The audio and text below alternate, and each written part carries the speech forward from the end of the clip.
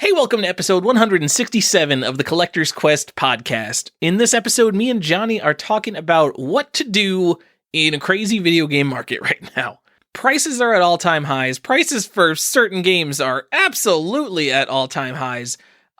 Should you sell your entire collection? Should you sell your bigger games and try to rebuy them later after the crash? Because we're in the bubble, guys, right? And whether it's maybe a good time to shift around things in your collection because values have changed so drastically. So tell your mom about the show, give us 5 stars on iTunes, Collector's Quest, nope, patreon.com/Collector's Quest, and let's go.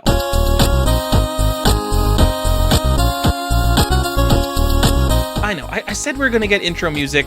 I'm still working on it. I'm sorry. And I want a copy of Raid on Bungling Bay on Commodore 64. And also, it hasn't sold anytime recently, so I don't even know how much I have to pay, Johnny. Raid on Bungling Bay. Like, I understand that is a thing, but it also just sounds like a fucking goofy name, and I'm not into it. I have no desire to play it. It has a terrible name. It has bad box art. Yeah, the weird eyes. It's Willerite's first game, and it led to SimCity, so I want it. Yeah, I'm sure it's important. I hate the box art so much. It just looks like nothing to me. It's like blue and green and like weird eyes. You're like, yeah, thanks. It's like it's trying to be artistic and it failed. Yeah. I'm like, are you conjuring images of Vietnam for me? I don't know what the is that like that's what I think? Like, because there's a helicopter. It's like, okay, so there's like this Apocalypse Now thing going on. Yeah. I think. Is this supposed to be a skull? Is this a person? Is he bald? Is it an alien? I have no idea. Anyway. I don't know. I don't know either. And like as a kid, I just like looked at that game and was like, I don't want to play your Vietnam game. I'm sorry. This just not. This isn't my Vietnam. Exactly what I thought. Yeah. Every time I've seen that game. Yeah. Great intro. Hey, welcome back to another episode of Collector's Quest. I'm Tyler here with Johnny. We're talking about Raid on Bungling Bay for the Commodore 64. You guys into this episode? Are you ready for the raid on Bungling Bay? That's it, Johnny. Do we actually have a topic this episode that we're going to talk about? Yeah, I don't think do. You want to just talk about Commodore 64 games? We don't give them enough love. Let's do it. Are you in on Nightbreed or out?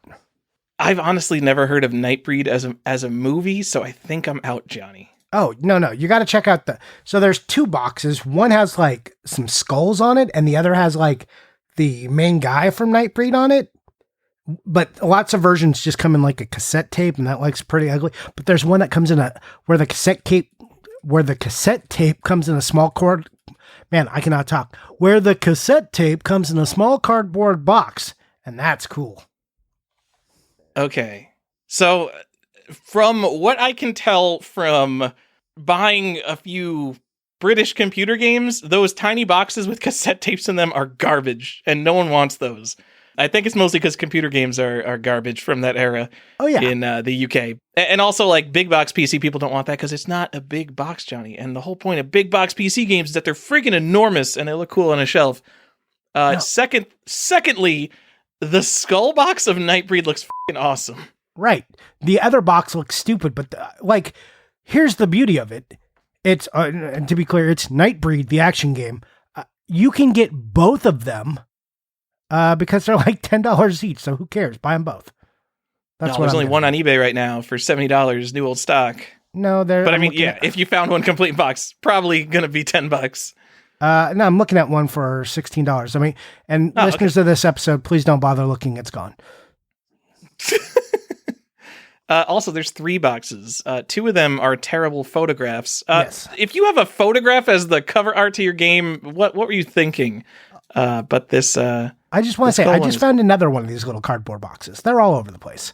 Just make sure you're on Worldwide's search. And then, also while you're at it, go grab Goonies for the ZX Spectrum. Sure. Why? Is that the first Goonies game? The historic first Goonies game? No.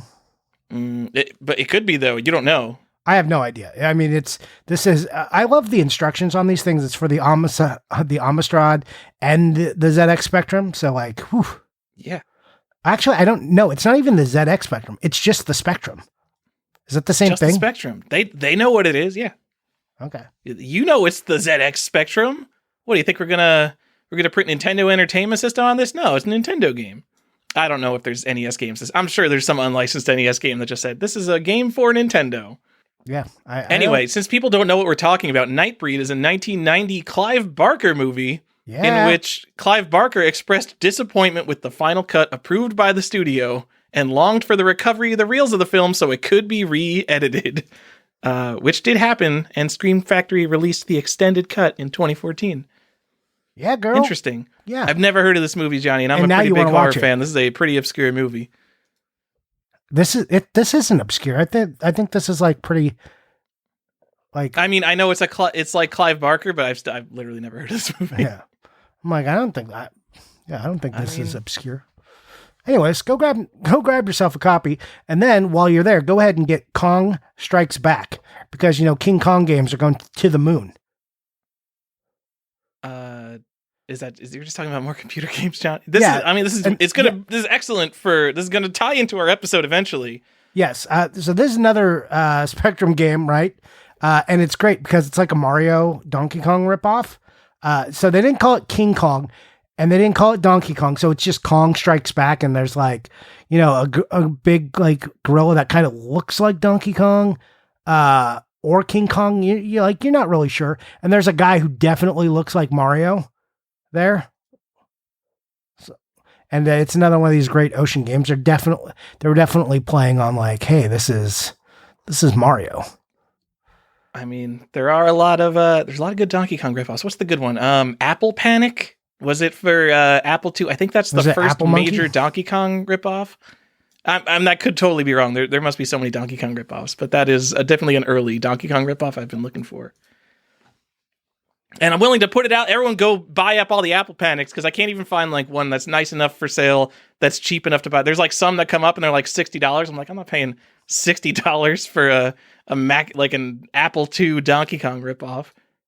Anyway, Johnny, I'm looking at Clive Barker's filmography. I know almost all the Clive Barker movies except for Nightbreed, which was released in the middle of 3 Hellraiser movies and Candyman. All movies I've, of course, heard of.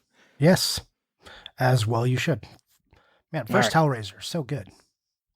First Hellraiser is really good, Johnny. Recommend. I was listening. I forgot it was like a podcast or was something, and people were talking. The guys on the podcast were talking about like Hellraiser. Man, that was a scary box art, but what a stupid movie! Like the f are you talking? Hellraiser is awesome. Yeah, the opening of Hellraiser, and you're just like, you're in after that moment. You're like, what the f is that? Oh my god, what is happening? Is Hellraiser 1 where all the bad guys, I forgot if this was Hellraiser 1 or 2, but like at the end of the movie, everyone gets like painted out with like really bad visual effects. The Cenobites? Like lines, like wavy lines were drawn around them with, it just looked awful, but it was awesome because of like, wow, this is so low budget 80s. I'm all the way in. I don't remember if it's the one that starts with the puzzle box and the guy like in the house all by himself, like the slow like pan up into him and him in the room by himself and everything, opening the puzzle box. Yeah. Yeah. Hellraiser. Anyway, let's see. What did Robert Ebert say about Hellraiser? The bankruptcy of imagination. Okay, Roger Ebert. Really? Why does anyone listen to you? Did he really look at that and think it wasn't imaginative? Like, I can understand if you didn't like it, but like you thought it wasn't imaginative? That seems weird. The Wikipedia only has that 3-word quote from him. And then Melody Maker magazine called it the greatest horror film ever made in Britain. So wide range of opinions on Hellraiser, I guess. I guess so. What about on the game Mr. Wimpy for the ZX Spectrum? It's Mr. Wimpy, the hamburger game, but it does not tie into Popeye at all. But remember back when we used to do like food-based episodes? Man, this is a game I wish I'd brought up. Mr. Wimp. I mean, what is this? Is just a Burger Time ripoff? Is this for real? Yeah, it's a real thing. It's literally Burger Time. It's Burger Time, and it's also playing on like the Popeye and Wimpy bit. It's very weird. What the heck? Johnny, ripoffs. Why? I mean, I get whatever. I'm saying like, why don't things rip things off anyway? Everything rips everything off. What am I talking about? So do you want me to tie this? This is just like directly, hey, you want to play Burger Time, kids? If you don't want to buy the real one, get this version for $2. Indeed. You want me to tie this all together and make it? I do. Let's bring it home, Johnny. Okay. So if you're wondering what the hell this episode is about, it's fair. But, collecting games is expensive right now. Unless you're collecting things like the ZX Spectrum. So these are some stuff you could collect if you wanted to sell all of your games and get out of it. Or is it time to do this?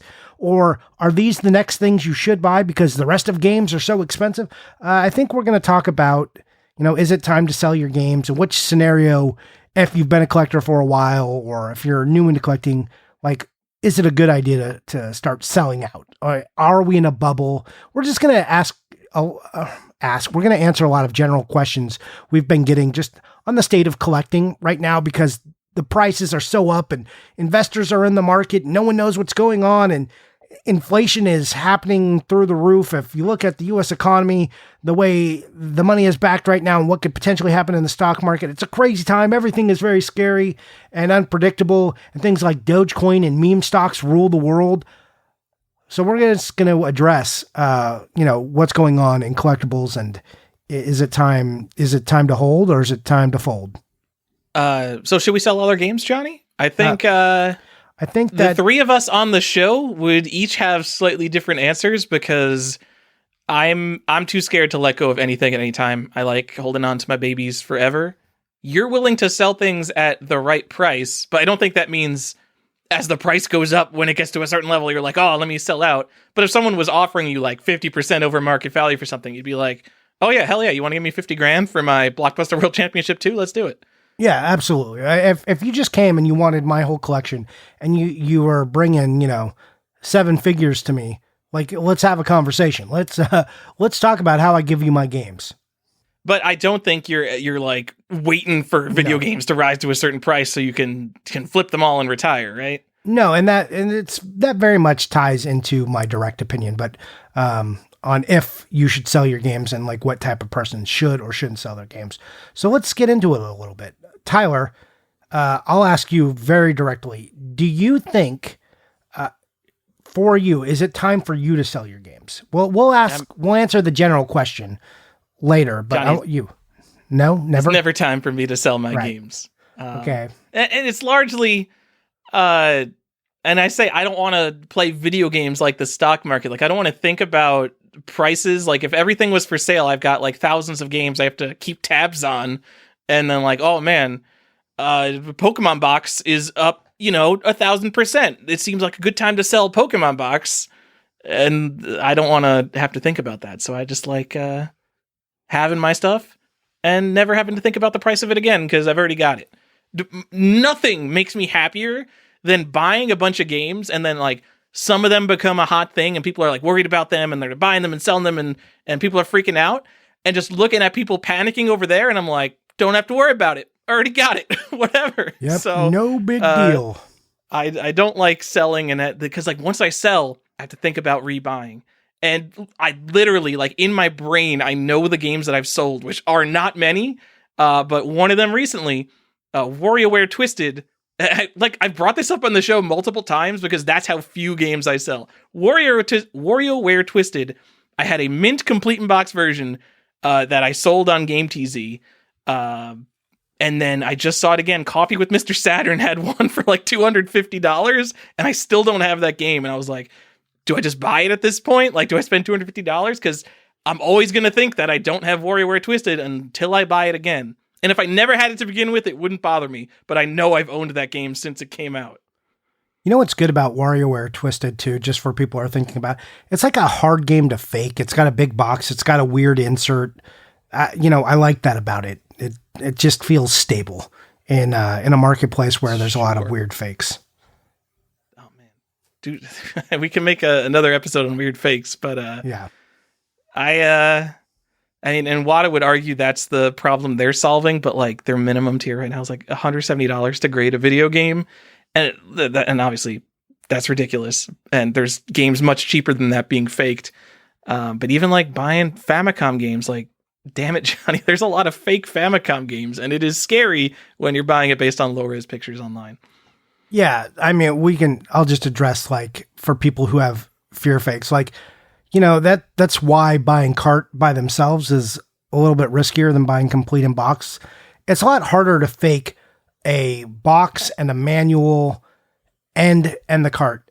And The danger, though, for people who are, investors, or let me say there's a spectrum in which collectors and investors are, they're on the same spectrum, right? So, you're a little more on the investor side, a little more on the collector side. And that spectrum extends all the way to people who just play games. Like they're all in this range. They're not structurally different people, though their goals are different. But they still ruthlessly acquire games.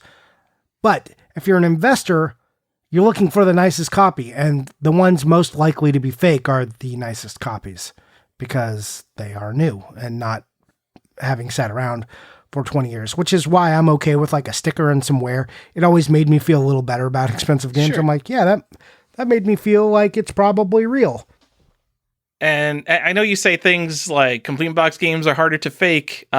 These days, like I'm seeing fake registration cards. And there are fake H-themes. And every time someone in one of the high-end groups is like, is this game real? And someone will be like, well, it has an H-theme and those are harder to fake. And it's like, it's just an overwrap machine. There are machines that make H-seals. And there are a lot of fake games out there that still have H-seals. Yeah, but I think like in America, I haven't seen a fake registration card yet, but for whatever reason, I've seen Japanese fake registration cards in 100% fake games. I'm just saying, like, imagine the type of person doing this. Like, if you just round it down to the lowest common denominator, it's a lot easier for factories to pump out, like, especially overseas fakes where they're just like printing up like 20 Marios to dump into the market for Or like Doom. Doom on the GBA is a good one. There's just a bunch of fakes of those.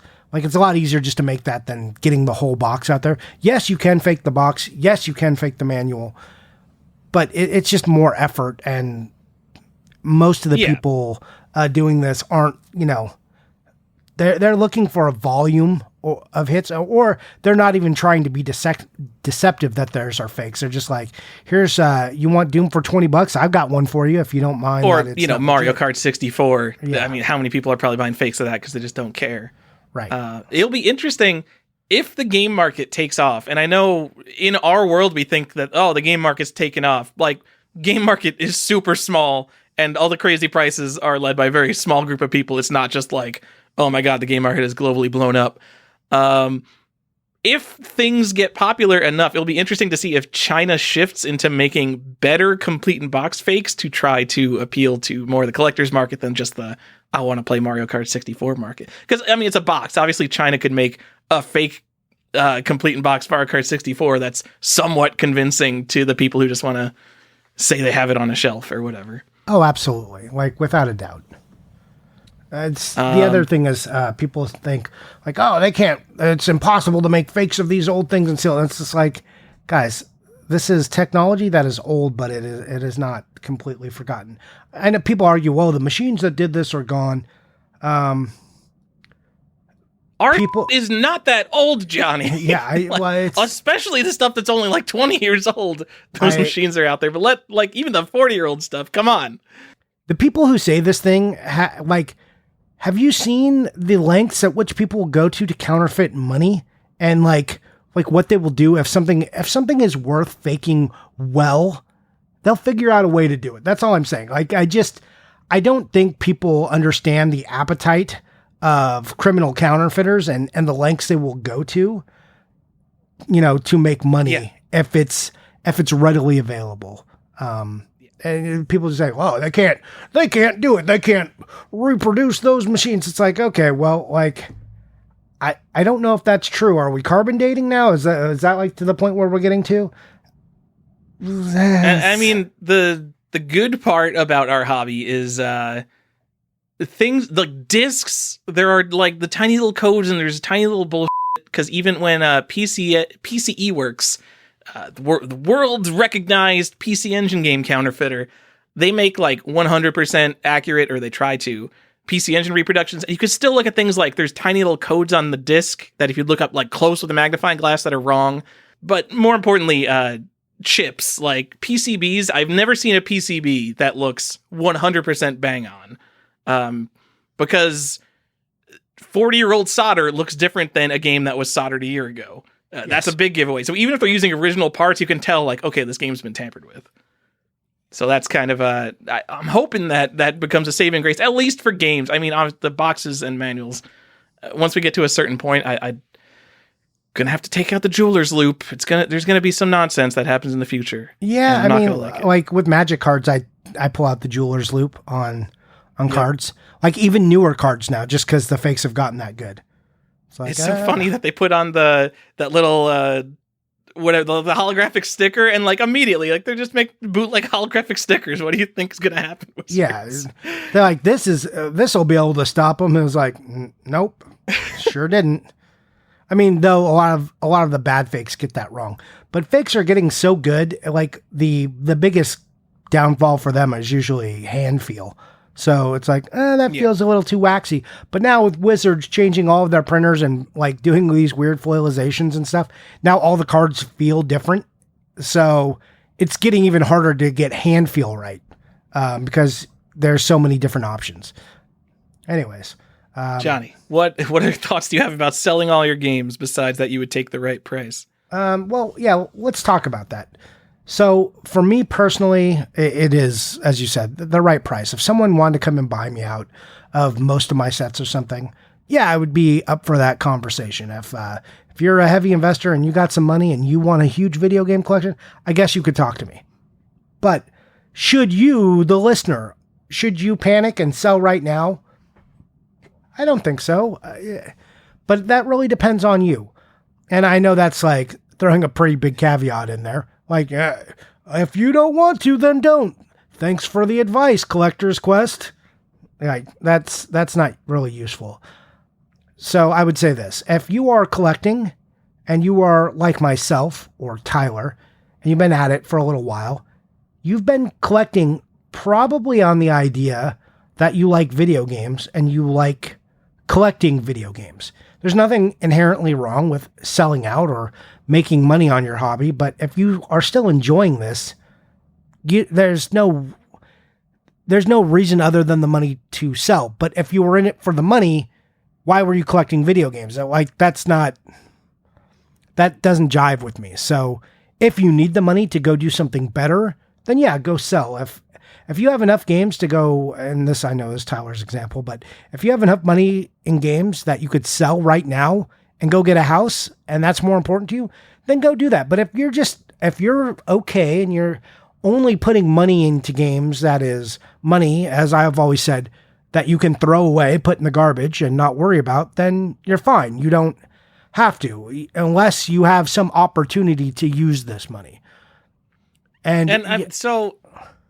go ahead. Keep going. No, go ahead. Your example with the house comes back to like, what are, like, since we're talking about money, what are your financial goals? Like in my life right now, like I have a house, I have a car, I have stability in everything I do right now. My life is set for me right now. My main goal, number one, is have enough money for retirement. And like my number two goal is like have an awesome game collection. Like my main goal right now is buying video games.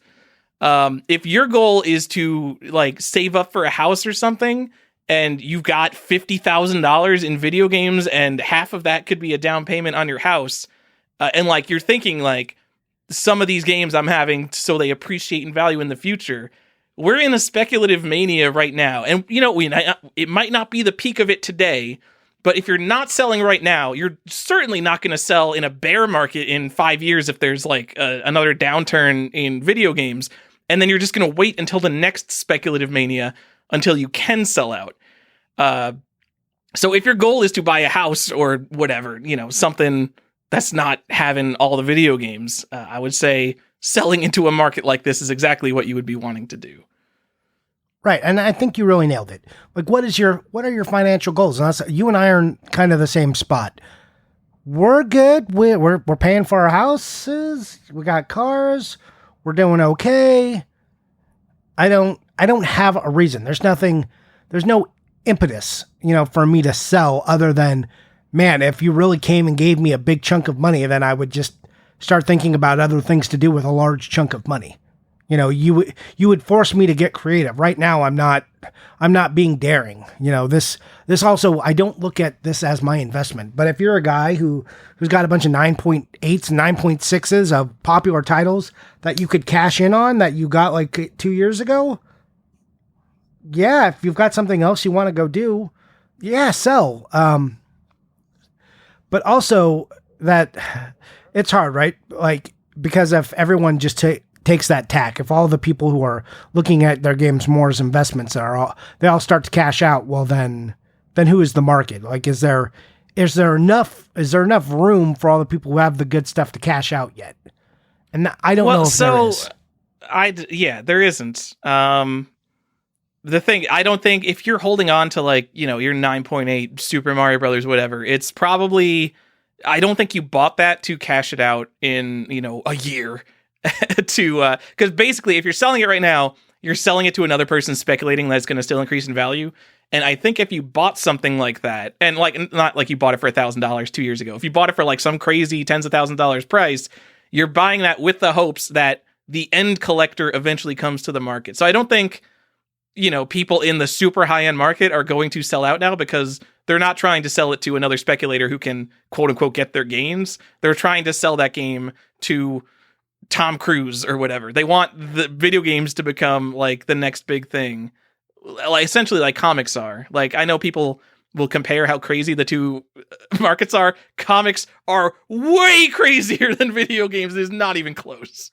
Yeah, it's crazy, like, because we've been around video games for a long time and the prices look insane to us, but really in other collectible markets, and it's like, and I hate to be like, Dennis is correct on this, games just aren't that expensive. Even though we have a $600,000 Mario, games still aren't that expensive because most games aren't a $600,000 Mario. That's an extreme outlier. Even $50,000 games, if you go look at comics or sports cards, there's so many more. And then I know people love to get on this, like the pop report. Tell me about the population report. But I'm going to bring it up here. Once people start to realize what the amount of like sealed nice games are compared to like, and you've said this, like some of the most famous comics that are available, like, and are pretty common comics, but are very expensive, it's going to make people blush and games are going to get more expensive. If that ever happens, if people start to look at games the way they look at comics for real. Dennis, what's your strategy here? I don't know why there's no pop report, to be honest. And I'm mostly interested from like an outside observer, like people who are like honestly have like serious money in this are like angry about pop reports, I imagine. But like, yeah, the amount of mint sealed games is lower than comics. But then again, you could buy a copy of Super Mario Brothers, like probably for like $200. Now, I don't know what a copy of Super Mario Brothers costs, but it's because sealed games are so much rarer than complete in box games. There has to be that gap in price between them. And in comics, it's just like it's only condition. And with games, people treat sealed as a different object from complete in box. But again, we've talked about that so much. Yeah. And, let's talk about the pop report for a second. It's not out. Do you think that that's been good for collectors or bad for collectors? I think for collectors and also investors, I think this is good that there's not a population report for them right now. I think people would be stressing harder and it might draw in some other people if a pop report was there. So I think all the people who are wishing for this only really want it because they've got some stuff they want to sell, but I don't think they're thinking with their buying hats as well.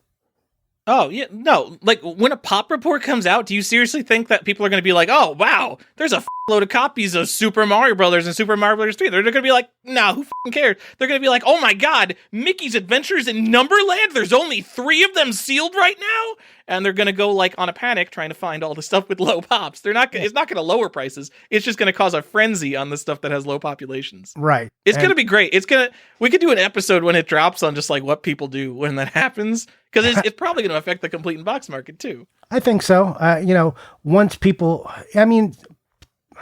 complete in box stuff is already going up. Well, this was like a year or two ago now, so I don't even remember. I thought I remember them saying that they're only going to do the population of NES games first, and they were like waiting until they had enough for it to be some kind of legitimate sample. So I don't really remember what the deal was, but it might only be NES. So it's just going to cause like another crazy, I don't know, wave through the NES market whenever it happens. I can laugh about it because you know what? There's nothing like I'm dying to have on NES. So I'm just going to sit back and watch just let what happens happen. With prices. Yeah. A lot of people are so upset about it. They're like, get it out there. What are you doing, Wada? Like, just release it. You have the info. It's like, have you seen how underwater they are? Got them. As far as like getting submission reports, also like seriously, change. Like I don't know if they can change the name at this point, but like maybe never reference its origin again, ever. I brought that. Did you see me bring that up on Video Game Sage? I did. There was a thread on the origin of the name, which is the fact that Bruce Lee pronounces it a little like Wada when he says "flow like water," and I don't want people to think that like. Maybe there are some like racist undertones there because it's definitely not rooted in that. It's rooted in homage and respect, but still. WADA is a much better name for a company than water. Yes. It's also not an acronym. Stop putting it in all caps. Yeah. So I just want that. I don't want people to be like, are they racist? Because they definitely aren't. That's not how that happened. So, selling all of your games now? Johnny, if I sell all my games, I'll regret it later. So, although, we do have a third podcast host here who did sell all his games and does not regret it one bit. Yeah, but he also took all that money and put it into other stuff that is just game related. Yes. Better stuff even. So, we could talk about this now. I think it might be a good time to reprioritize just because not only has stuff increased a lot, stuff has increased asynchronously. Is that a word that I can use? So like if you have Pokemon box, look at like the last price for just like a regular ass complete in box Pokemon box might not even have both stickers. That's like a $1,500 game now. If you bought that and you're just like a generalist game collector, and you bought it when it was like $200, you're like, oh yeah, Pokemon box, that's a cool one. There's not a lot of Pokemon boxes around. Well, that was like, it hasn't been $200 in like 15 years, but whatever. It hasn't been, it's like 5 years. Come on. It hasn't been that crazy. No, it's been expensive for a while. All right.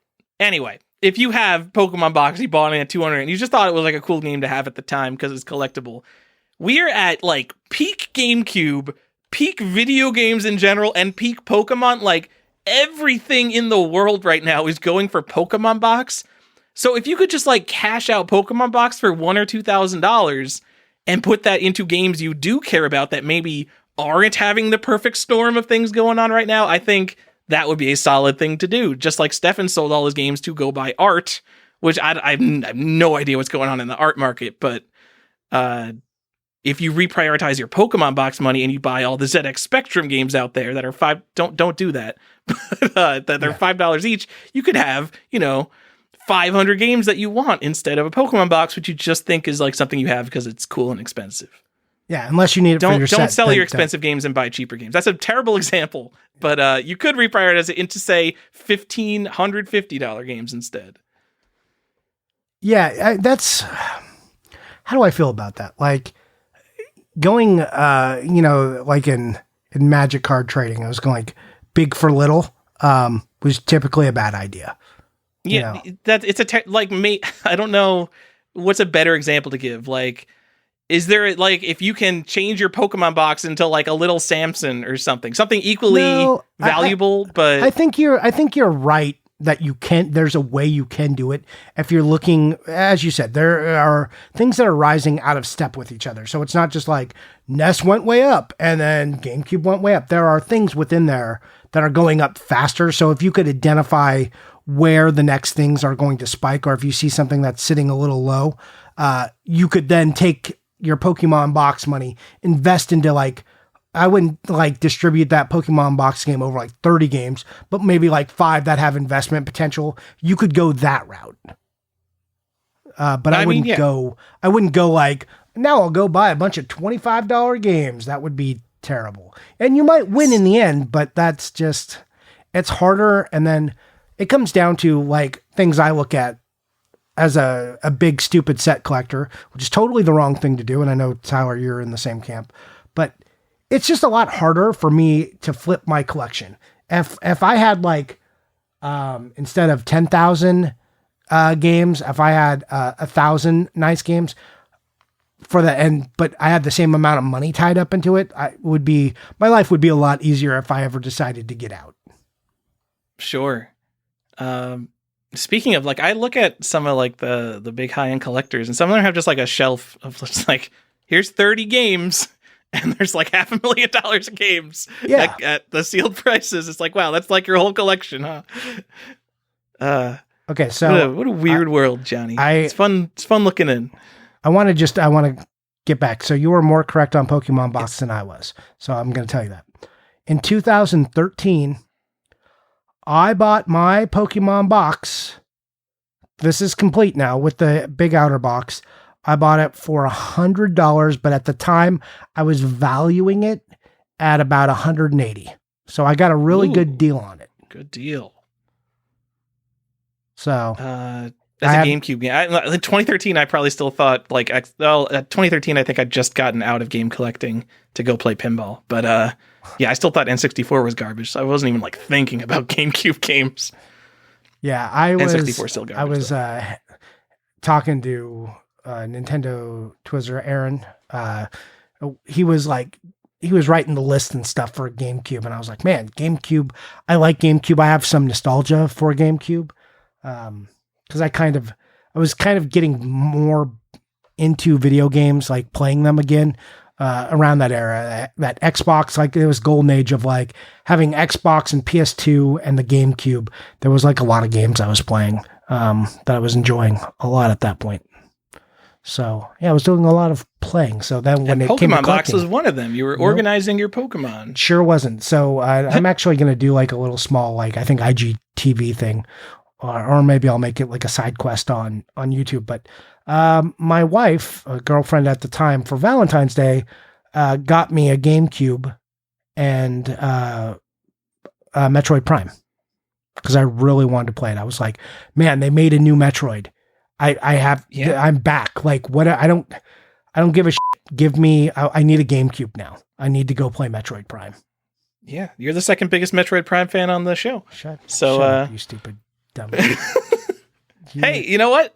I bet I'm right because Metroid Prime was my first Metroid game. Because I never had a Super Nintendo, and I certainly didn't play Metroid at my friend's house. Because what the fuck am I going to do in Metroid? That's true. Metroid Prime, excellent. God, such a good game. God, Colton Murphy just sold one for $2,000. Pokemon box? No, Metroid Prime sealed. Oh wait! Remember when we used to talk about how you could just get it for $100? It was just available. Yep, that's what he paid for it, and he's like, "I guess I'm gonna sell this now." Wow!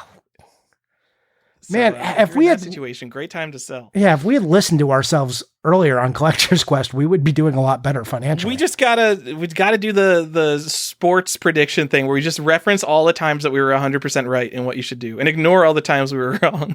Yeah, let's do that. So we've mentioned Pokemon box on the show before. We've mentioned Metroid Prime a bunch of times. Stefan bought a sealed Pokemon box for like what was like $1,000. Like, yeah, it was something. I think the last one on eBay went for $7,000 or $8,000. Something dumb, and I think he sold his for like $7,000 or something. Oh my god! The numbers we talk about these days is just baffling, Johnny. It blows my mind. Well, like look at a game like Shantae, right? For the Game Boy Color. Like, how much is that? Are you talking about the game or the slipcover, Johnny? No, the actual game, not the video game. Yeah, the original one, the actual artifact for the Game Boy Color. Like, how much is that game now? Can you even imagine? In a world of $170 slipcovers, Johnny, I can't fathom what Shantae. I'm going to go with eBay right now because I'm actually curious. I'm going to say it's $2,000 for a complete box. It's like $2,000, Johnny. That's it? like compared to modern Shantae prices. That is so f***ing reasonable. Oh, the last one sold in April. Like it could be $3,000 by now, but still. Do you want to know what I paid for mine? This was one of my like famous like my buying period, which I don't think exists anymore, but that period right after Christmas, like a couple of days after Christmas, couple of days after New Year's, where people are starting to see their credit card statements and realize how bad they went over on Christmas. So they got to get some of that money back. Like that's like, I save like a stack of money like for that period. Right. And also the other period I wait for is, I want to go on summer vacation.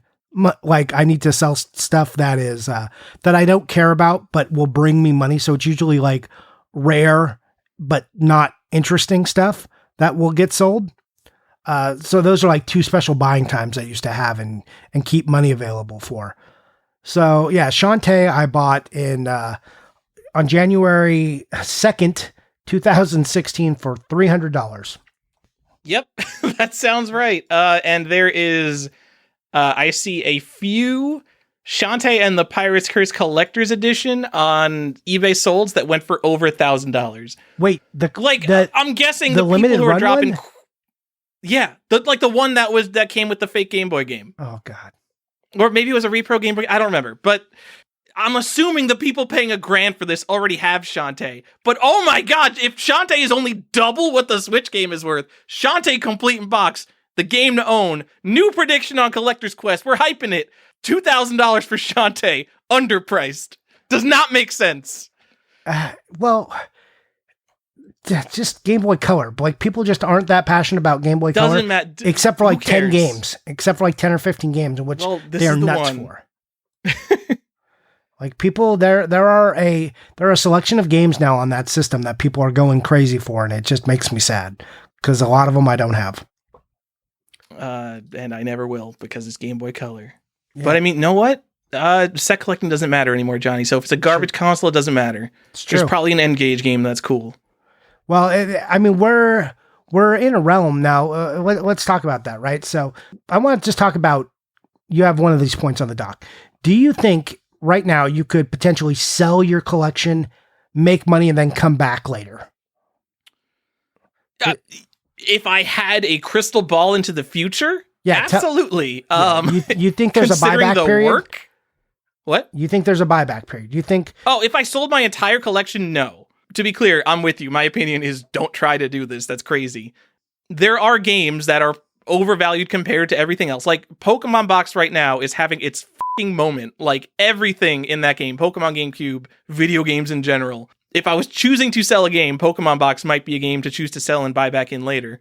But I don't know that this is the peak right now. Sealed Pokemon boxes could go to 10 grand. And I wouldn't know when the next valley is. Like there's no chance your sale is going to be the highest sale before things come down. And then when you're buying back in, you're not going to know when the bottom is to buy back in again.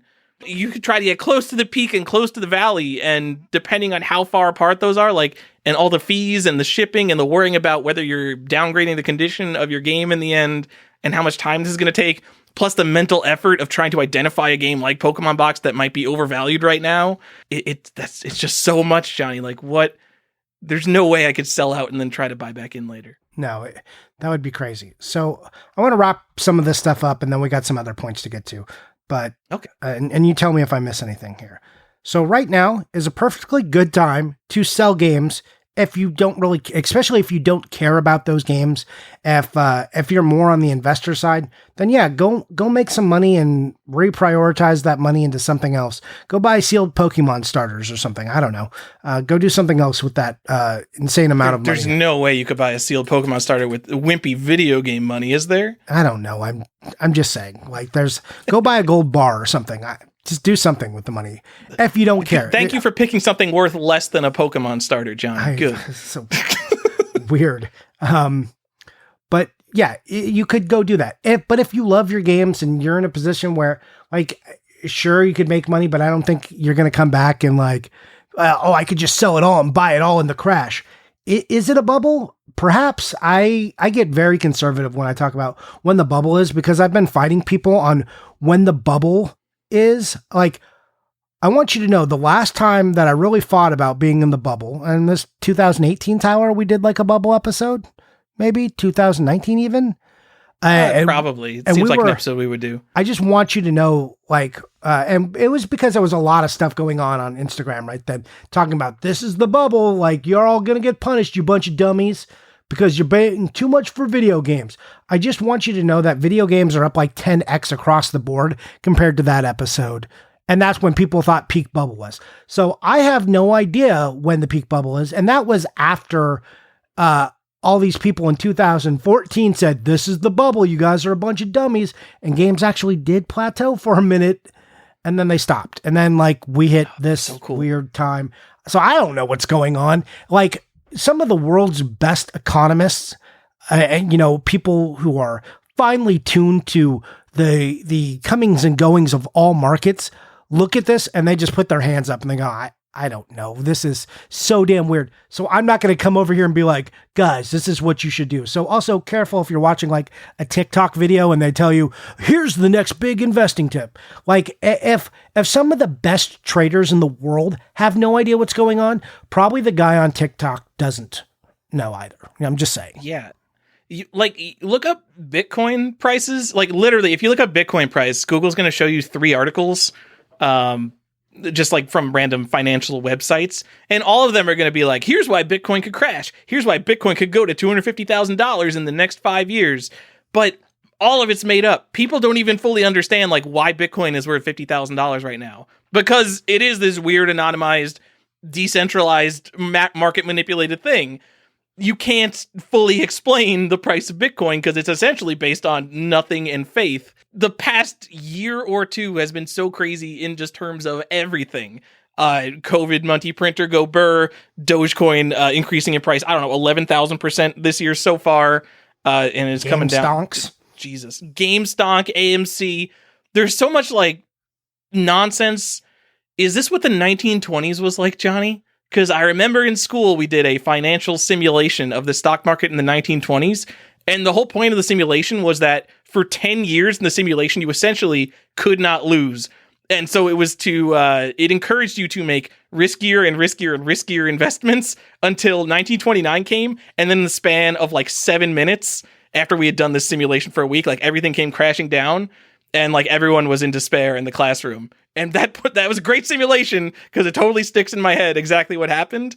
And I just wonder if the 2021 is the new 1920s. You mean are the 20s are these the new 20s? Oh, well, Collector's Quest prediction: the next Great Depression starts in 2029, baby. Woo! Except I think we're accelerated, so maybe it's like 2024. I 100% agree. The world does move a lot faster due to computers. We don't have to write out our stock purchase orders on a piece of loose leaf paper. Well, and I can invest in stocks right now. By like I can go to the grocery store right now and have it round up. It's like, oh, you spent $39.42. Would you like to take this 60 something or 58 cents and dump it into a little pot of money and that will invest in stocks for you? So yeah, when apps like that exist, you know, the world, it's different. The world is different now. Yes. So maybe it's not the 1920s, but man, if anything has ever been in a bubble, I don't understand how it wouldn't be now. And I'm not saying video games in particular, because I think there are so many crazy markets, as we think game prices are. There's so many crazier markets. Not as crazy as any other like asset or collectible there is.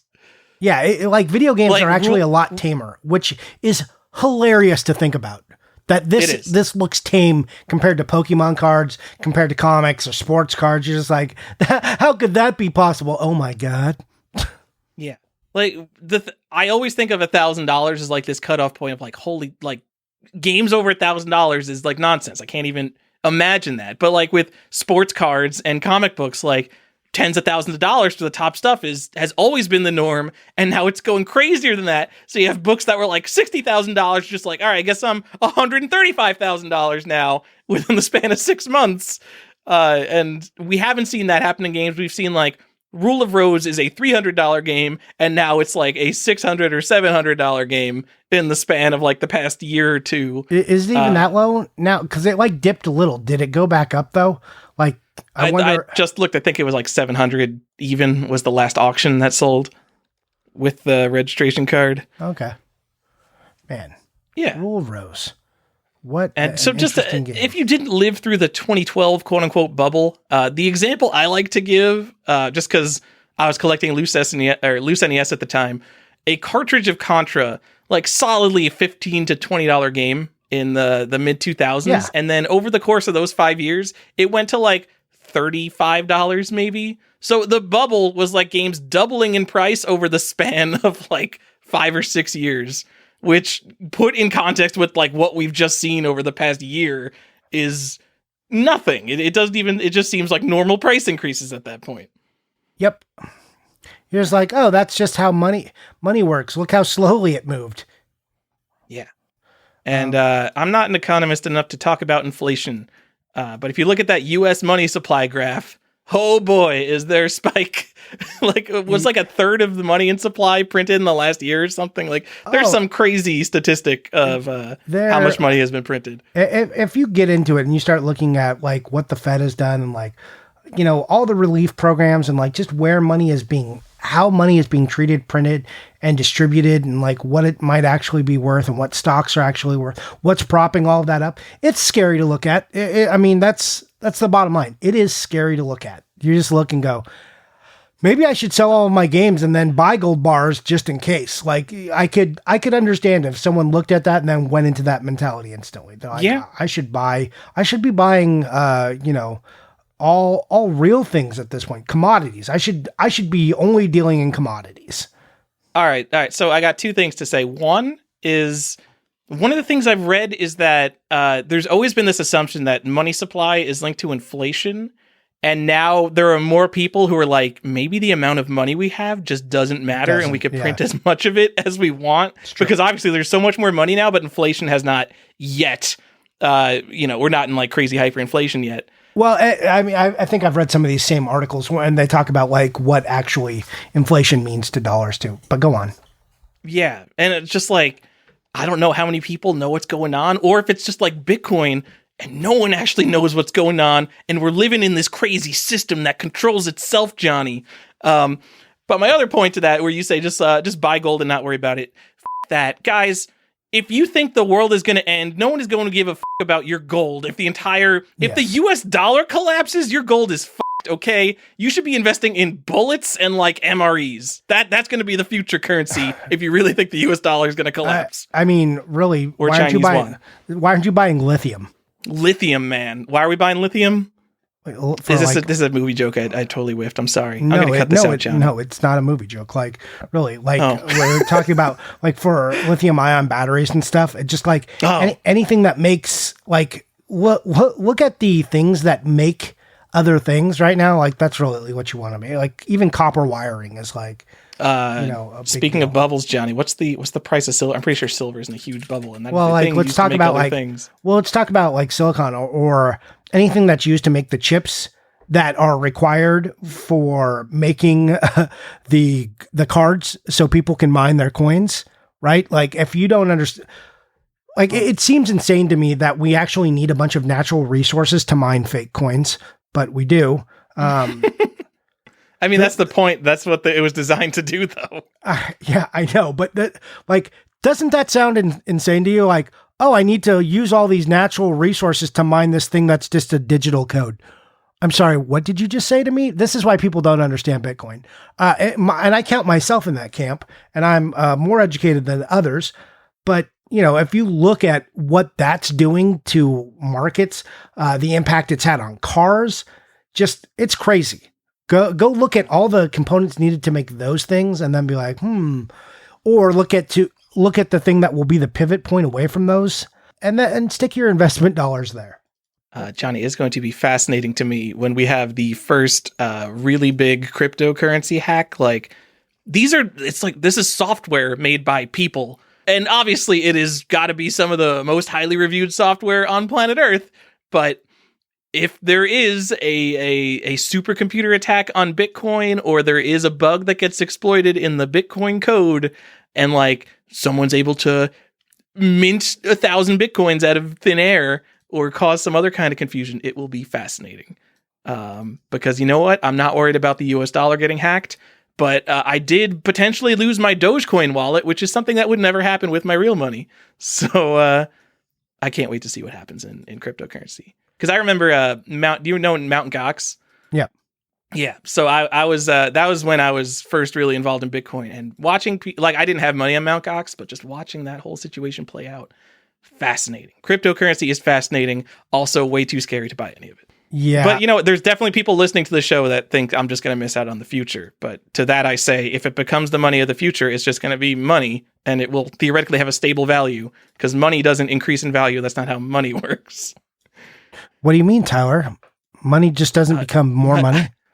I don't just leave my money in my savings account. People are like, US dollars are going to be the next big thing. Better get all the US dollars. I mean, literally, that's what Forex markets are, but it's not like cryptocurrency at all.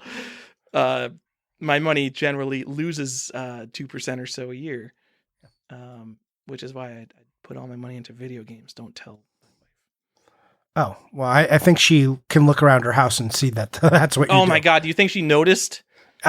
Yes. Yeah, I think maybe she might have.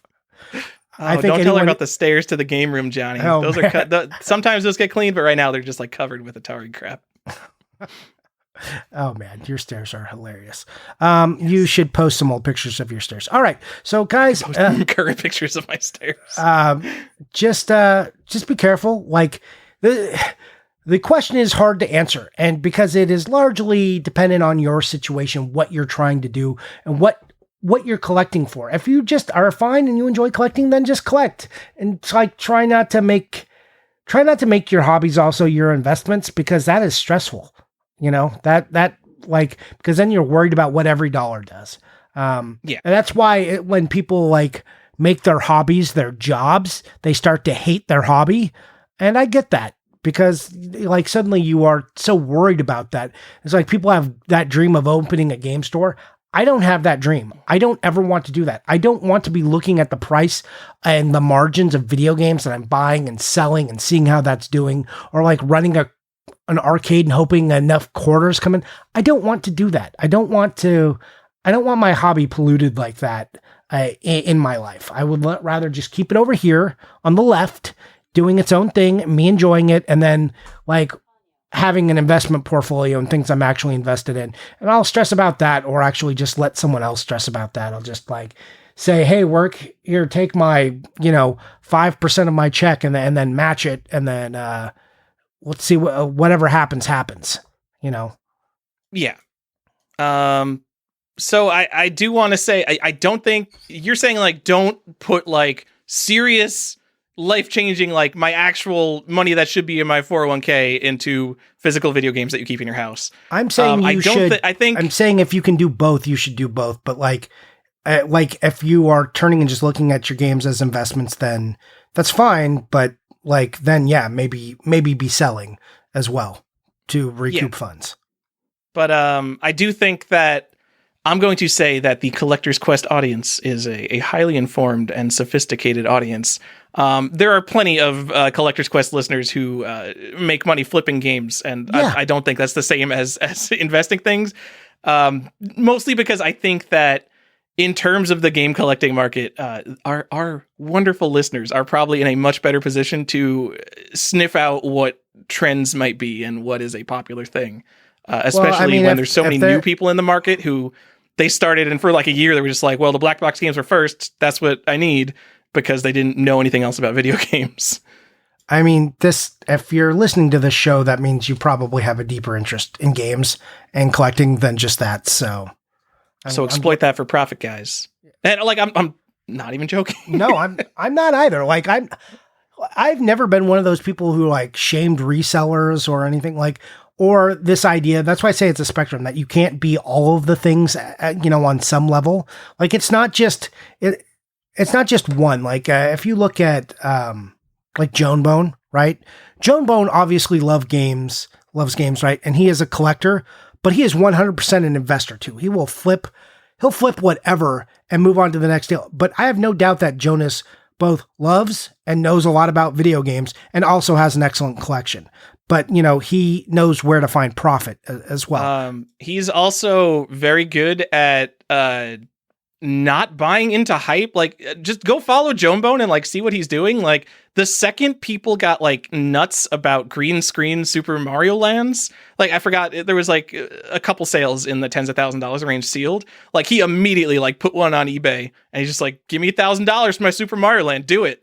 And then another thing, there was like a $2,000 sealed first print Wii U Breath of the Wild, which, guys, not that rare. Every single person who's a Wii U collector probably bought the Wii U one, never opened it, and then just played the Switch version because Switch was the coolest thing in the world. And so he said, I see him telling people like, guys, don't spend $2,000 on the Wii U Breath of the Wild. It's time to sell that if you have it before the hype dies down. So he definitely has a good sense of what is realistic in the video game. Yeah, I use him just to... So go listen to Jonebone's podcast is what I'm saying. He doesn't have a podcast, but no. Listen if he did. I'm just saying, like, if you look, people can be multiple things. I know we like to bucket people like, this guy's an investor. All these new people are just investors. And a lot of them, they don't have like the same cred or like love that a lot of people. It doesn't mean that they hate games. Like, some of them are just here because it's an investment opportunity. Some people who just play games still have some very good. You can be in a camp of multiples. It's not, nobody has to just be one thing. So, but Johnny, what about the real collectors? You're only a real collector if you never sell anything. Oh, yeah, like me. Well, yeah, except you've sold.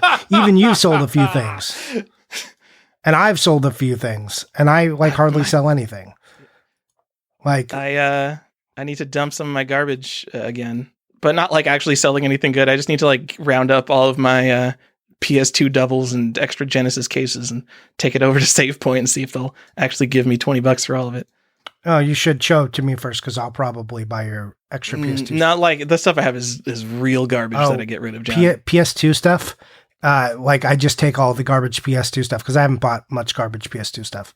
I just remember I like incomplete or stuff I've used for condition upgrades is what I sell. I don't have a lot of good doubles. I'm sorry. I'll show it to you. I like it. This is so far in the future probably because I need to get my shit together with games, Johnny. I have like thousands of games that are not in my dock anymore just because I haven't updated my dock of what I have in like 2 years.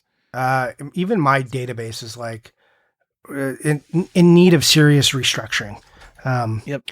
Well, and just we've talked about this, like why all of our lists are bad. Like I just feel like I look at everything and I'm just like, I need to just tear this all down and then start over.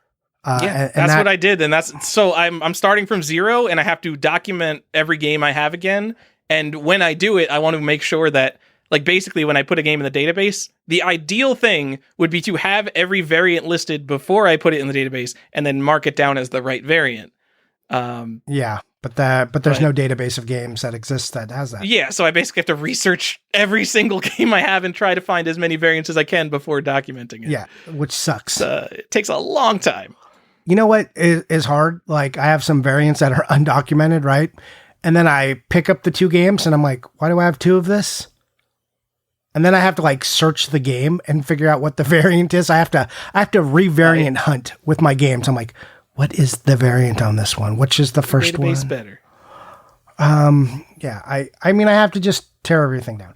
Anyways, that's all my thoughts on like whether you should buy or sell. Did you want to talk about the modern games for value thing? Oh, I mean, if you want, guys, I think our sophisticated crew of people is sophisticated enough to know maybe don't buy modern games as an investment. And I'm talking about you, people who bought copies of new Pokemon Snap to keep sealed. Because we're in like this absolutely bananas collectibles market time, everyone is going to be buying more of the new stuff. That means limited run games. That means comic books with shiny cover. I don't know what comic books are cool. I'm just whatever the equivalent of a 90s comic with a shiny cover is. And just as examples, in the 1970s, people lined up to buy new issues of stamps. People literally went to the post office and lined up to buy stamps. Guess how much stamps from the 1970s are worth? They're f***ing worth nothing. They're worth less than face value sometimes because people just have so many of them and people don't want to deal with the inconvenience of using a bunch of 17-cent stamps. I'm going to bring it up, Johnny. 1990s, people bought comic books and Beanie Babies. Yeah. Johnny. You want to complain about Beanie Babies? Okay. Yeah, I'm getting there. Okay. So I think the Beanie Babies comparison is awful, and people do this a lot. They're like, yeah, these things are just the next Beanie Babies. No, absolutely not. This is it's a worse comparison than Action 1. It's fucking dreadful. Stop it. Nobody picks up a Beanie Baby and goes, this was an important part of my childhood and is a cultural touchstone for me and made me feel things that I had never felt before. And I identify with all of the characters on this Beanie Baby. Nobody says that. Okay. A Beanie Baby was just a shitty toy that people looked at and said, I can make some money. And it was mainly adults. So it's not like kids grew up with Beanie Babies over their life. If Beanie Babies became hot, like, I don't know, next year, because the kids who had Beanie Babies during this craze suddenly want to come back, then maybe it would be a comparison. But Beanie Babies were never based on nostalgia, okay? That isn't what happened, okay? Beanie Babies were just a thing that were seen as valuable, so everyone went crazy for them. Nintendo games, video games in general, these are things that, yes, there are some investors who are in the market now who have come in and make it kind of look like that. But the whole swath of collectors, the backbone of the whole thing, people who are just, consider themselves, people who play games and they just own games. They're not really collectors because that's bullshit. Games were meant to be played. Like, even those guys, they are still propping up the value of games with the nostalgia. Okay. That is not a thing that happened with Beanie Babies. Stop it. Okay. Okay. I agree with you for the most part on that.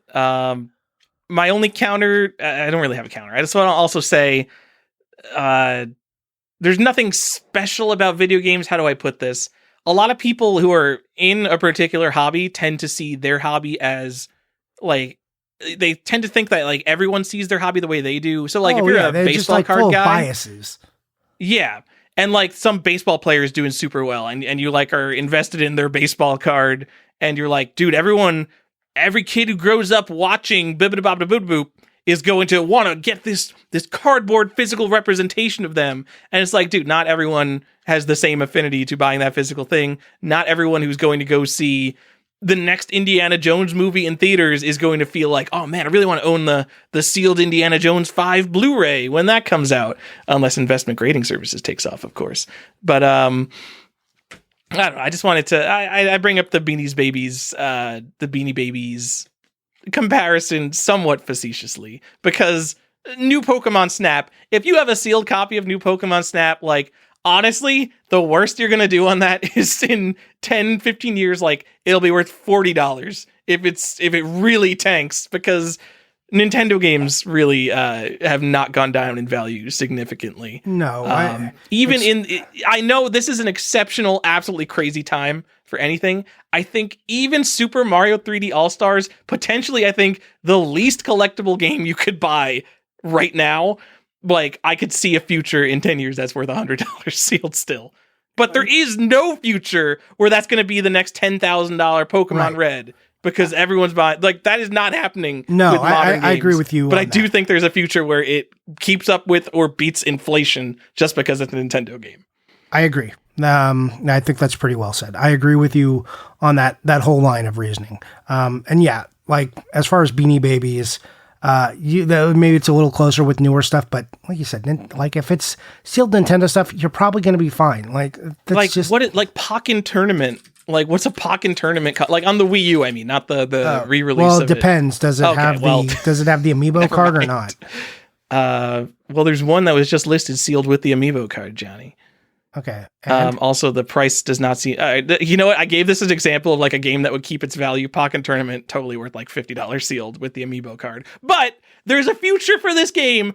This game will be $100 in 10 years. Well, I mean, sealed, it's the point. They bought it. They bought it for like $50, and it's still like $50. They haven't made any money. They like lost a little bit, but like, that's the other thing. People say, well, inflation. It's like, yeah, I guess that's true, but only if they were holding that money until the point in which the inflation's occurred, right? Or if they this would game's have like 5 years old though. Yeah. So this is such a crazy example. I know, but like, people make this false comparison that's like, oh, well, it's $50 and they bought it for $50, but you didn't count for inflation. It's like, well, That only matters if they were going to take that $50 and then put it somewhere where they could have used it to make worth of it. But if they were just going to go buy something else, it doesn't matter. The inflation doesn't matter because it was $50 in the time they were spending their money.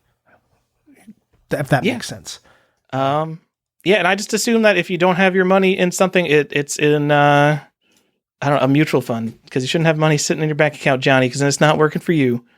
Yeah, well, mine's not working for me. Not all of it. Johnny, I know. Make your money work for you. I know. I gotta do by that. putting it into an income producing asset class like Super Mario Brothers 3. What, does that not pay dividends? Do I not get dividends on Super Mario Brothers 3? I don't think so. Well, maybe if you own shares of like one of the Marios, then maybe you get paid dividends. Okay. Okay, I don't think this is a thing, Johnny. What if we made a fractional share investing company where you buy a share of a thing, but then when it increases in value, your share doesn't go up. You just get a check in the mail for how much it increased in value. Oh, ooh. That sounds like, do we have to mail out checks or can we just do digital deposits? We'll just send PayPal to people. Okay. So the whatever, the Rally Road has their fractional Mario, and now it's quote unquote worth like $700,000 based on the price that people bid for a single 1/3000th of it. But that means it's 7 times more than you bought it, like 6 times more than you bought in at. 5 times, it's like 5 times. So if you put in $20, then you just get a check for $80 in the mail, and your share. I don't know. This sounds too complicated, and we're probably going to get shut down by the SEC. Yeah. All right. Well, it was worth a shot. Yep. Anyways, there's going to be a way where we truly make all games just a market of stocks, and like once we have those pop reports, that's all of my big answers for like when something is going to happen in video games now just includes me saying the words, I don't know, maybe when we have the population reports. Because you only care about the sealed games, Johnny. I know you. Yeah, that's me. I just think it's a funny thing. Those pop reports of complete in box games, Johnny, by the way, those are going to be super valuable and definitely representative of anything. Yes, and also it's going to be indicative of nope, never mind. I'm not even going to go there. Boom. All right. Let's end it. I don't have any more thoughts. Let's end it. I agree. Well, 2 more points. Well, my 2 more points. My first point is just reiterating Shantae complete in box to the moon. I think Matt Bozon listens to the show. We are hyping your game officially. Complete in box Shantae underpriced compared to the stupid ass Switch game. I'm sorry, Matt Bozon. I'm calling the new one stupid ass because it should not be $1,000. Also, did everyone get the slipcase? Did you pay $15 to get your $200 slipcase? Does the collector's edition go in the slipcase, or is it just for like the individual games? Just the individual ones. Like what the? It's like you can't even use it unless you have the regular version of all the games. Yes. I mean, I guess that makes sense. Oh my God, I can't wrap my head around limited stuff, Johnny. They're so good at making money. I don't want to hate them. I want to work for them. Yeah, maybe we've done this wrong. Maybe instead of trying to make them our enemies, we should have allied with them.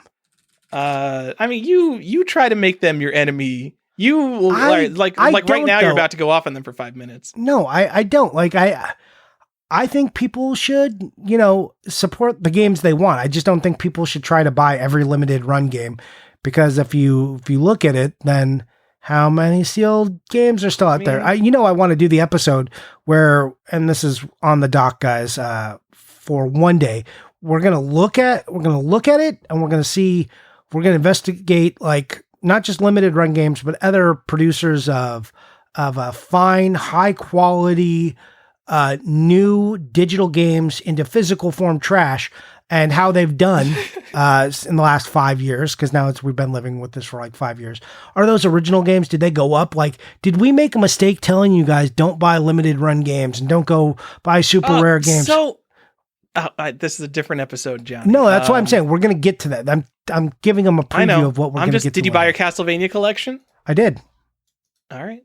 Like, Castlevania collection will go up in price. I know it will go up in price. I think Castlevania is cool, but I'm still not buying it, because no matter how much it goes up in price, it's still just $175 that I won't be able to spend. Well, I mean, you don't have to buy like actually want. If you just it's a neat collection of games. I don't like buying that big box. I don't think is for everyone. I think you should like largely stay away from that. But maybe if you want to limited run thing, it unless you're buying the best version. No, like standard editions, off. You're buying limited run. You're literally buying it because of hype. So just get the best version, Johnny. No, just get the like. I like the anniversary collection. It comes with like the Nest looking box, and it'll look nice next to your Blood Rains, or not Blood Rains. Wow, name fell out of my brain.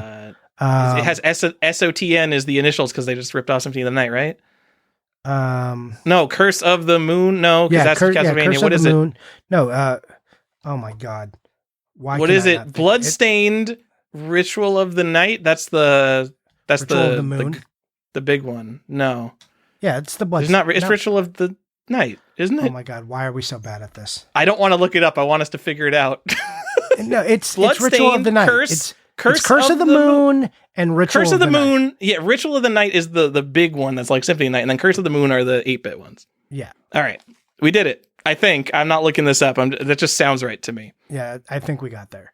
Anyways, right. they produced those boxes, like the silver Konami looking boxes. Like, I think getting those are like fine. Like, get that one. And I'm not saying just go buy the Switch case one, but even that's not like a bad deal, especially if you want to play these games on a modern console. Go ahead, knock yourself out. It's fine. I mean, I love Castlevania. And I think this is the way you should buy special editions. And this is why special editions became not special, because they made special editions for games that they just made every game special edition. And frankly, 80% of them don't deserve it. They don't deserve that. And no one's going to care about them on that level. So them having a special edition is kind of insulting. And it's just a trap for collectors. It's bullshit. But if you told me you bought a special edition Castlevania because you love Castlevania, I'm not going to come over there and come at you for that. I'm not going to say that was a bad choice to make a couple of special editions of. No, that's like great. Even some of the Star Wars ones, which I did not buy, just because for other reasons, like people love Star Wars. So like they're going to wind up in homes that love and appreciate them. That's no, I have some of those Star Wars ones just because I'm an idiot, Johnny. So yeah, but you're never going to sell them. Yeah, well, I told you. So I thought I was going to be on this train where I wanted to get like all of the limited run games where they made games for like the actual consoles. Like, oh man, new Game Boy games, new N64 games. This is awesome. And then I realized like I just don't care. But now I have a bunch of them, especially with like the Game Boy like trash they're putting out. So, and I don't know anything about Metal Masters on Game Boy. It just is not a game that I would think I need to own a reproduction of. So did you buy your Sam and Max slipcover? No, that's Sam and Max Season 1. Like, I literally have Sam and Max Season 1 on PC. I bought the physical release when it came out, Johnny. The game already exists. Yeah, it already exists. But I'm saying if you're buying the limited run ones for $5, you can get the slipcover, which goes over the 3 of the games. Johnny, wait. Okay, I'm looking at. Oh my God. So they're gonna release all 3 seasons of Sam and Max, but you have to buy this first one to get the slipcover to hold the rest of them. No, the slipcover is separate. You have to pay an additional $5 for that. Are you sure? I'm looking at the collector's edition. I think. What? No. Yeah, it doesn't work if you buy the collector's edition. No, Johnny. How? This company is in like they're literally down the street from me. Can I I should go work for them? They're so good at this, Johnny. They're so good. I mean, they're so good, or people are so bad. It doesn't matter if people are buying it. You can't criticize the people. The company's the one putting out the things that the people want. Yeah. Well, how do you feel about these new the monthly shirts? Look at that cool limited run Castlevania shirt. It's not cool because it says limited run on it. That's so stupid. I'm not here to be your advertiser. Get out of here with that. I mean, that's what Supreme is. Maybe they're just trying to be a brand. I'm not into it. I'm not into this. I've got like too much like weird Gen X label issues on me where I'm like, I'm not putting your fucking band on me. I'm not representing you. I'm not a brand for you. I'm not a billboard. Like whatever that angsty bullshit that lives inside of me is still there. See, I just want to point out 5 minutes ago, I said, no matter what, we're about to talk about limited run games for 5 minutes. But my point was just that I know Castlevania will increase in price, but that is not the best place to put. To be fair, I did not. You said I was going to like tear them down for 5 minutes, which I did not. I said buying Castlevania is fine, and I said like I just said with special editions, you should buy the ones you like. Like that's fine, go do that, but maybe don't go buy Starhawk for the Game Boy. But also, hot tip: if you don't have Castlevania for the NES, instead of spending $175 on limited run, just go buy Castlevania. Yeah, get your hang tab. Johnny got his hang tab, right? We could start hyping hang tabs. Yeah, next big thing, Castlevania hang tab. Or just go buy like a nice box version of it. Even with an oval seal, I think you can get it for $100. I'm out on the oval seal. I've already gone off on the oval seal, but yeah, get a regular round seal. Yeah, I mean, whatever. Get one. It's like $100, $150. I'm just saying, if you can get it for like $100, don't buy the huge Castlevania collection. Go buy a nice Castlevania if you don't own it, and then come and buy like the $50 regular version, and you'll have spent the same amount of money and got the Castlevania that is fine, and then you'll have gotten like a real collectible. You'll have done. Okay, so number one, I'm in. Yes, that's an excellent plan for the same amount of money. Number two. Is there a physical Kid Dracula on Famicom release in America? No. So is this the first physical release of Kid Dracula? It is. So, all right, there you go. We just made a collectible. Yep. Well, excellent. Yeah.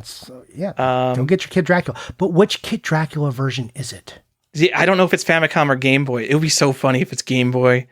I think it's the Famicom. No, it's the Famicom game. I'm looking at the screenshots in the Nintendo store.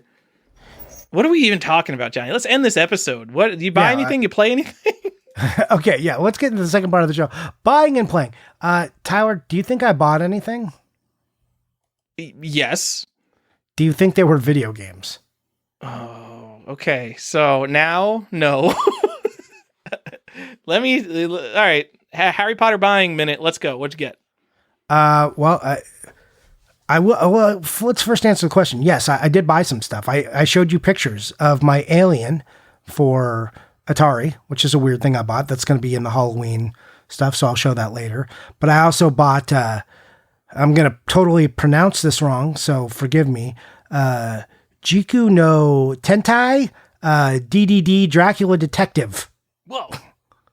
Yeah, it's no Dracula way, you Detective. got that? I did. Do you even know what that is? Nope. All right. It's a game called Dracula Detective, and it looks terrible. And it's not very expensive for the PlayStation 1 from Japan or for the Saturn. And you can buy it. It's like $10. And it doesn't have like a good horror cover or anything. It does not have a good cover. No. It should have a better cover with a name like that. Yes. But for the $8 I spent on it, literally, I bought both versions. I spent a total of $16 and, let me do some quick math, 80 cents. And I got the Saturn version and the PlayStation 1 version just because. You're the world's biggest Dracula Detective fan right now. I must be. Yeah, but that's like all fodder for the Halloween stuff.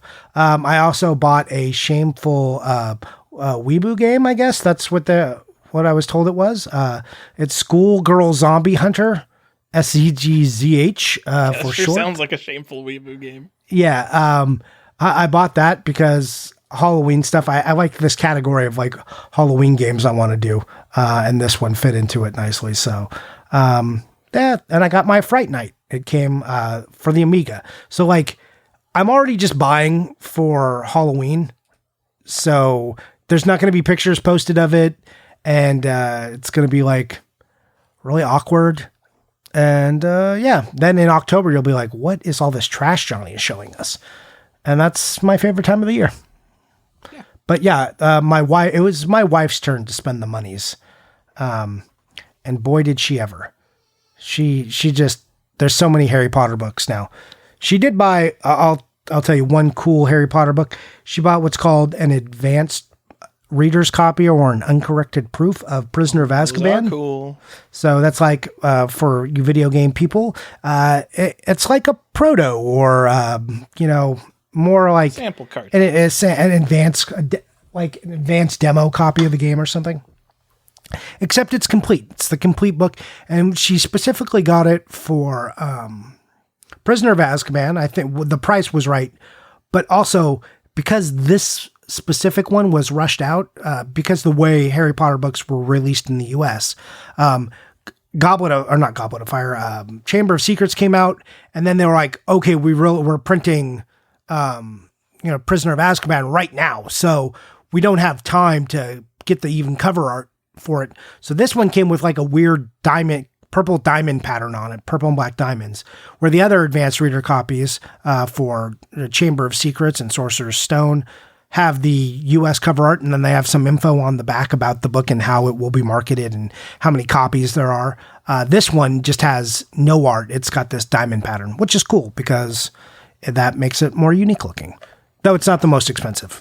Like obviously Sorcerer's Stone, because that comes out before the first print of the game or movie of the book in the US. Classic movie series Harry Potter, where we all know Harry Potter from. So it's that one is more expensive. That's definitely in like, $1,000, $2,000 range. And this book was like a $300 book or something. That seems pretty reasonable. Yeah. I mean, it's a lot of money, but for like a pretty cool book, that's not going to lose value. So yeah, I mean, she bought some like weird ones from representing different countries. She bought some like German books, she bought one like a Tamil book. She just like all kinds of weird ones that are cool, like an Urdu one that I don't think has come yet that she's buying. So there's just like, she's just doing her thing with this book collecting. So yeah, it was her turn to spend all the collector money. All right.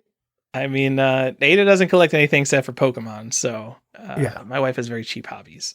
I did play some games. No. I played more of Uncharted. I didn't finish Uncharted 3. I only got another hour and a half into that game. So, another like 20% of the game or whatever it is. But then I got Mass Effect, the Legendary Edition or whatever it's called. Because I like Mass Effect. And Stefan it's unfortunate he's not with us because he also loves Mass Effect very much. And I think you like Mass Effect, right? I do like Mass Effect. Especially Mass Effect 2. I think we all agree. I'm going to say more 2. than most people because I even love Mass Effect 3 and everyone complained about the ending and I had no problem with the ending. So, I do like all three Mass Effect games. I say all 3.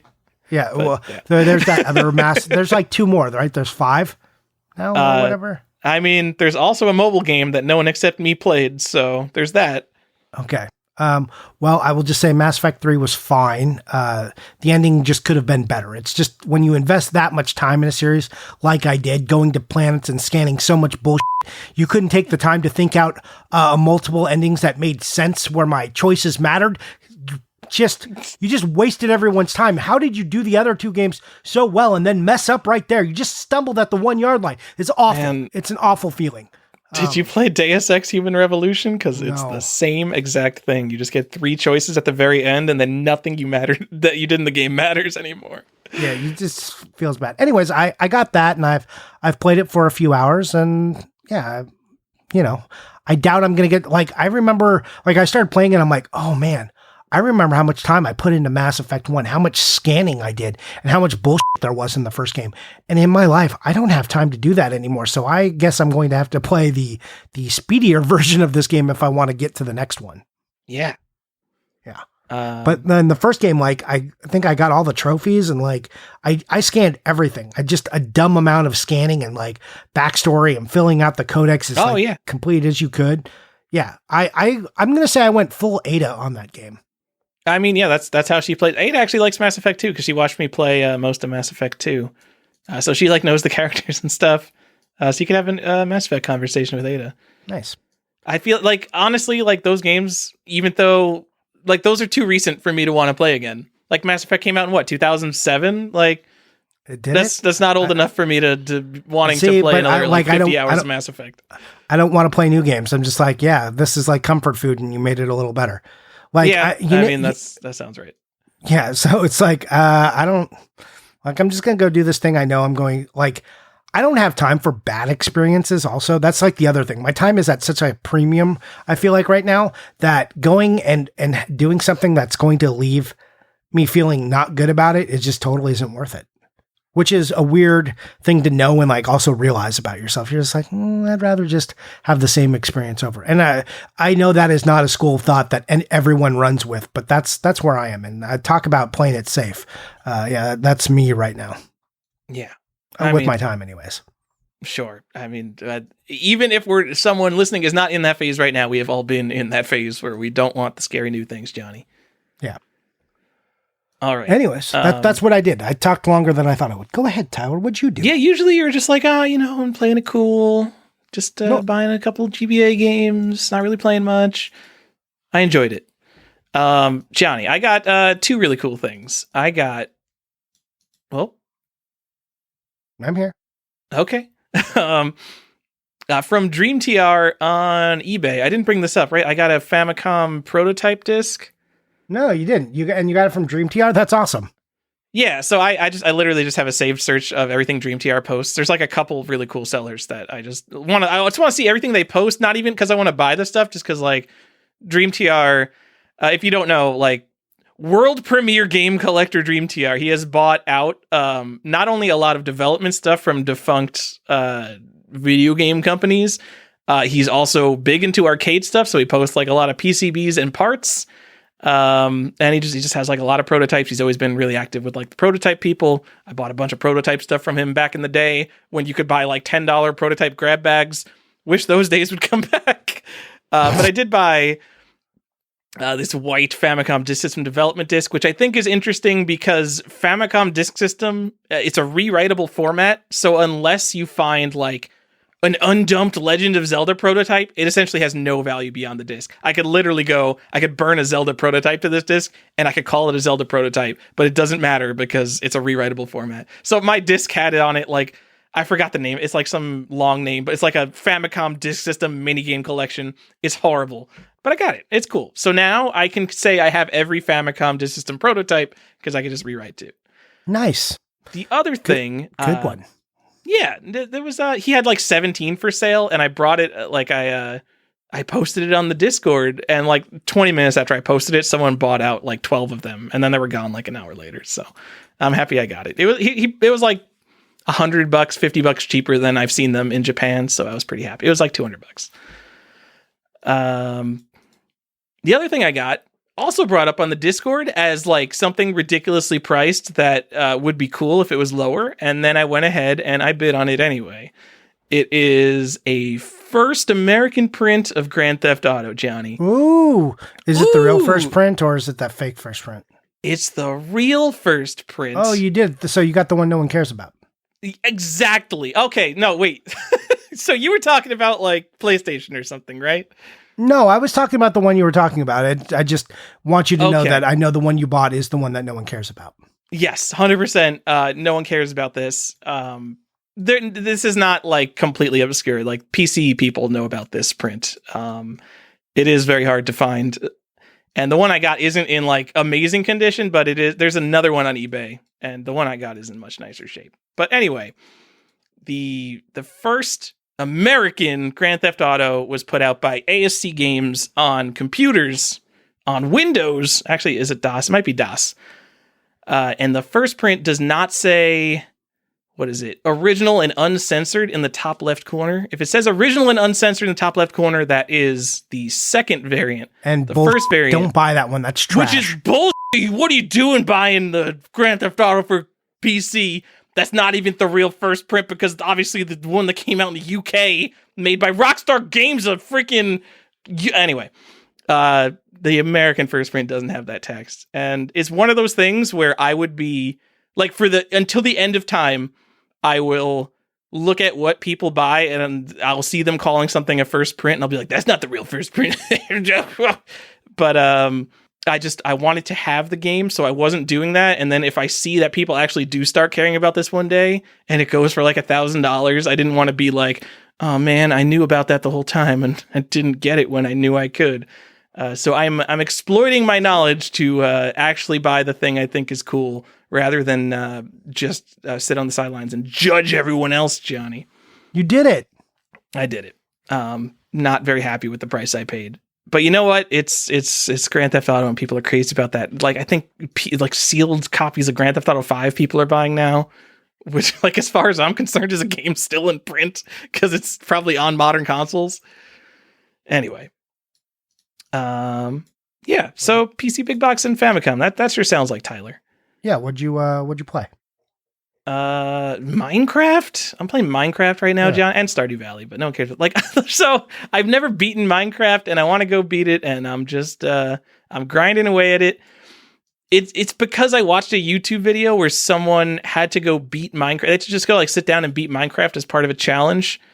Spoilers. It's like a fucking Mr. Beast video I was watching, and it was like I'm saying a kid. He's probably like in his mid-20s, lower 20s, and he could just like go do that.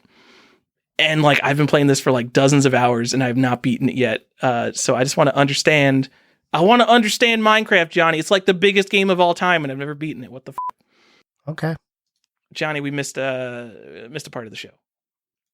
Oh, did we? Ask the podcast. We're going to take 2 questions from the Discord because I know you don't have anything to say about Minecraft. I don't. But I mean, this whole episode was answering kind of one question. What does that have to do with this, Johnny? It doesn't. Oh my God. I've already got them picked out, Johnny. I'm just messing with you. Please just go forth. VG Collectaholic asks, what is the most disappointing food/snack discontinuation ever? Ooh. Gosh, that's a really good question. There are so many. Huh.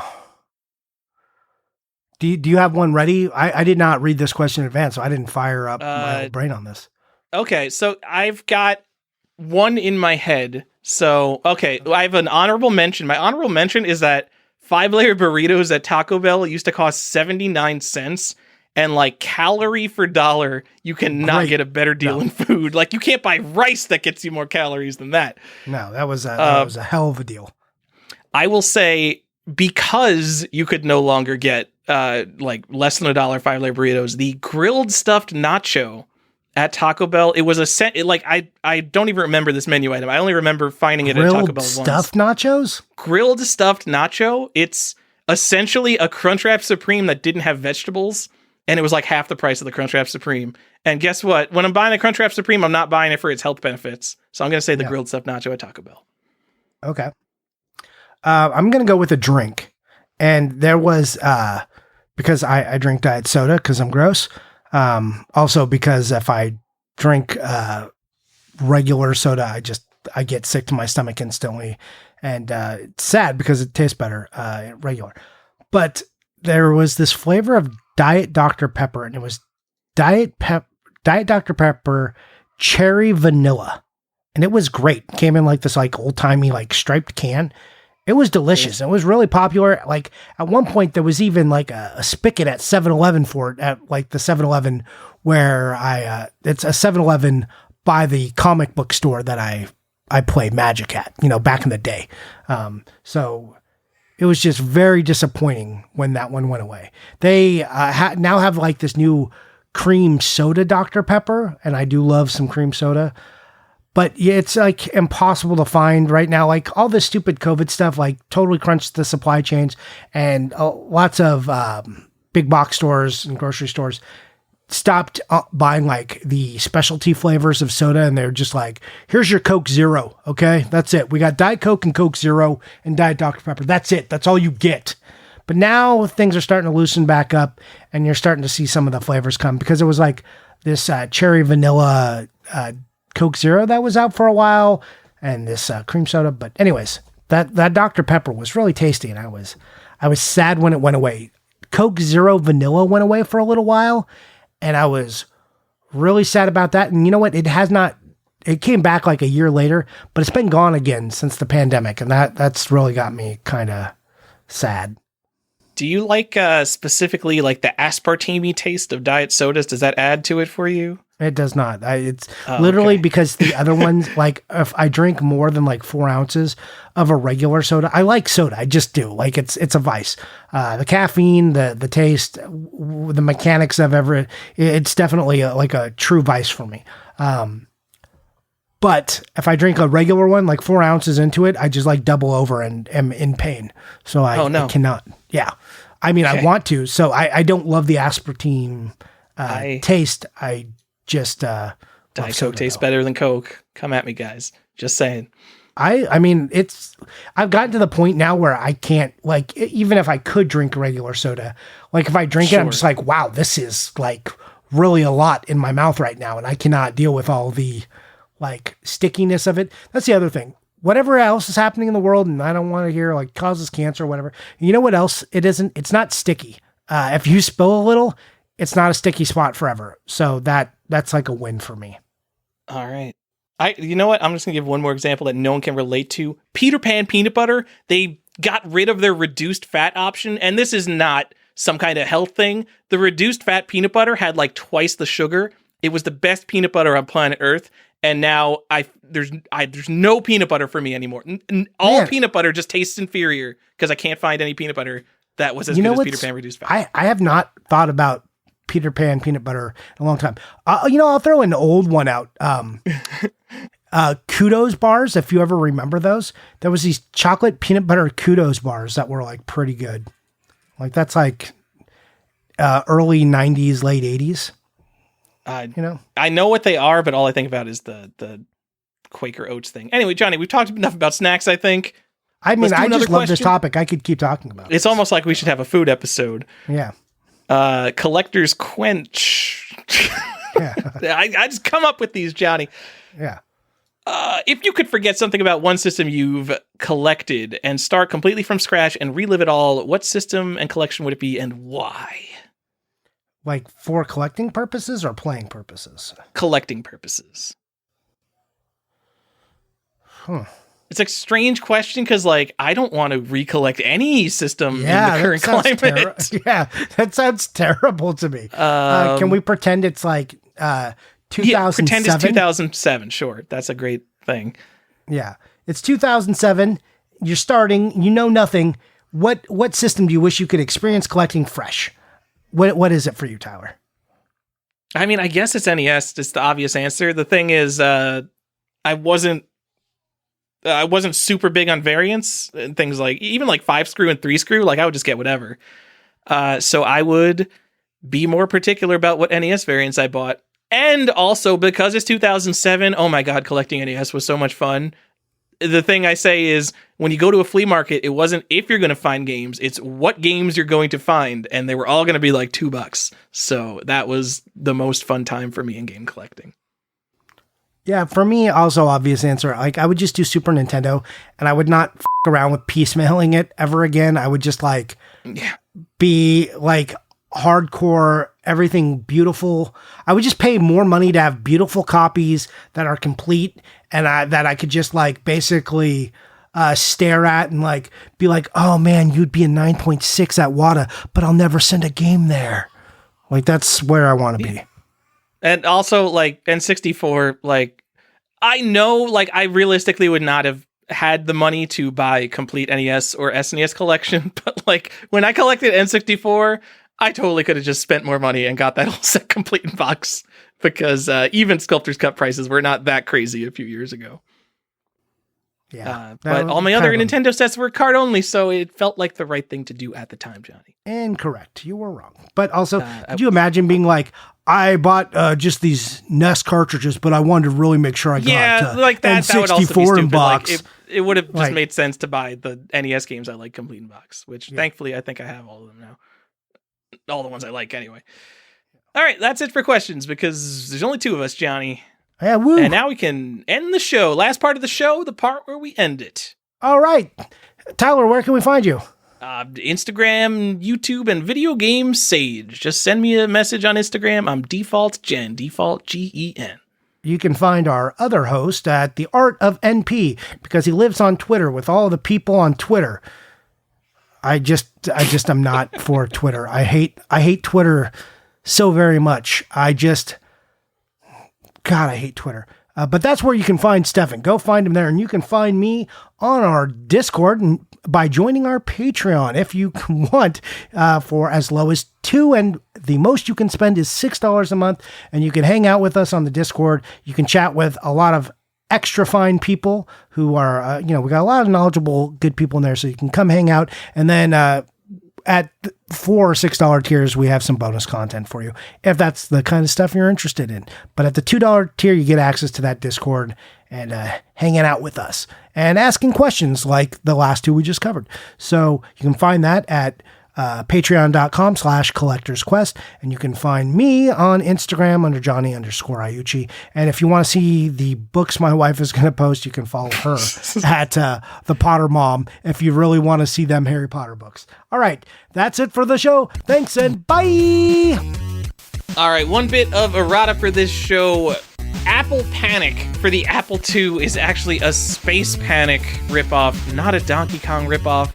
If you were about to complain and send me a message about that, I already caught it in editing. I realized I said the wrong game. Space Panic is an early single-screen platform game, even before Donkey Kong existed. It's from 1980. Anyway, thank you to our patrons, Richard, patron number 1, Bowden, The Millennium, Will Joe, Canadian Variant Alert, Chris Glidden, Nintendo World Champion, Daniel Jacksvik, High-End Collector, Andrew Brim, 50 Hertz is good enough for me, Andre, Wada 9.8, A++, Benji, Brian Gupta, and Pocky and Rocky with Becky, Mint Condition, Brian J. Mora, Sophisticated Investor, Cartmageddon, Fat Cat Collector, Chris Jackson, Chris SNK, Too Many NES Accessories, Morozek, Johnny's GBA Hookup, Coffee with Mr. Saturn, The Last Game You Need for the Set, Corey O'Brien, Unpunched Hangtab, Dustin Beagle, Man of Nintendo in the World of Nintendo, Funky Brewster, The Actual Shinobi, Jasonic the Kid, Jeff the Game Boy Ferris, Lance Lord Hardstyle Z, The Degenerate, Matt Fall, Funkoland Employee Platform Agnostic, Read the Game Shark, The Famicom Box Retro Game Enthusiast, Sean the Gamer Collective, Previously Unknown Variant Tim Walker, Can't Put Limits on Collecting VG Collectaholic, The Official Seal of Quality Andy Jelzeichter, Keeper of the Zelda Variant 0x Def Code, The Actually Rare Bird Dog Gaming, Brandon Rogers, whose favorite episode is the wrestling episode, still finding deals in 2021 somehow, Colton Murphy, Derek Lauer, who made me edit this show, Jeremy Jarvis, here for the Pog Talk, Jim Jacobs, world record holder of Best Collection, video game art collector because games are art, Justin Chicchio, Lateral Movement, who's got a Donkey Kong kill screen coming up,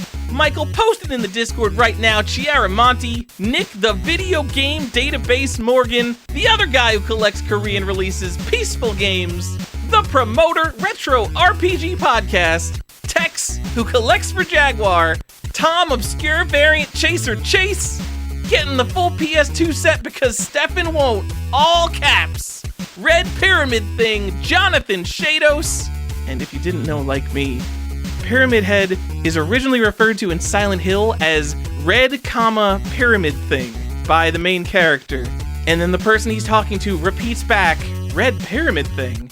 And as far as I can tell, that's the only time he's ever referred to as Red Pyramid Thing, but everyone calls him Pyramid Head. Red Pyramid Thing, Jonathan Shados. That's your nickname. Andrew actually collecting N-Gage. Oh, B-Nugs. B-Nugs. Corhagen does what Nintendo don't. Daniel McArdle, who thought this was the Retronauts Patreon.